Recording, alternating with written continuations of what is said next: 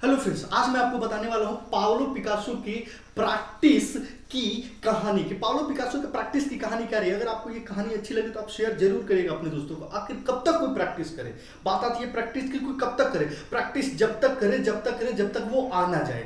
तो ऐसे ही आज मैं बात करने वाला हूं यहाँ पे पाब्लो पिकासो के प्रैक्टिस की कहानी। कि पाब्लो पिकासो एक बहुत बड़े पेंटर हुआ करते थे और वो वर्ल्ड के बहुत बेस्ट पेंटर थे, और जो कि एम एफ हुसैन से भी बड़े पेंटर हुआ करते थे। एक बार वो न्यूयॉर्क में घूम रहे थे, स्ट्रीट में घूम रहे थे। एक महिला ने पहचान लिया, yes you are Pablo Picasso, मैंने आपको पहचान लिया। वो दौड़ी दौड़ी गई वहां पे और उसने कहा कि yes you are Pablo Picasso, मैंने आपको पहचान लिया। Can you draw something for me, क्या आप मेरे लिए कुछ ड्रॉ कर सकते हैं। पाब्लो पिकासो ने एक पेन और एक पेपर लिया और उसने 30 सेकंड में ड्रॉ करा। कितने सेकंड में? 30 सेकंड में पाब्लो पिकासो ने ड्रॉ करा। और उसने एक लेडी को देते हुए कहा, get it rupees 30 lakh rupees, 30 lakh rupees.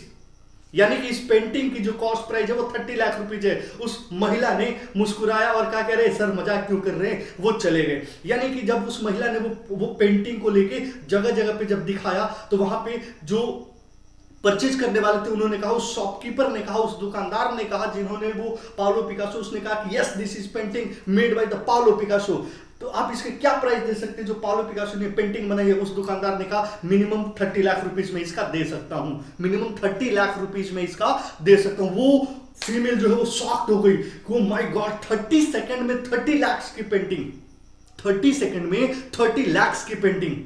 सोचो, उसने 30 लाख में पेंटिंग दे दिया। फिर वो पता लगाने लगी पाब्लो पिकासो कहां है, पाब्लो पिकासो कहां है। एक दिन वहां पे गई जहां पे पाब्लो पिकासो का सेमिनार होना था, एग्जीबिशन था पाब्लो पिकासो का वहां पे। और वो गई, पाब्लो पिकासो से मिली और पाब्लो पिकासो से उसने कहा, सर आपने पहचाना, मैं वही लेडी हूं जिसको आपने 30 सेकंड में 30 मिनट की 30 लाख की पेंटिंग दी थी।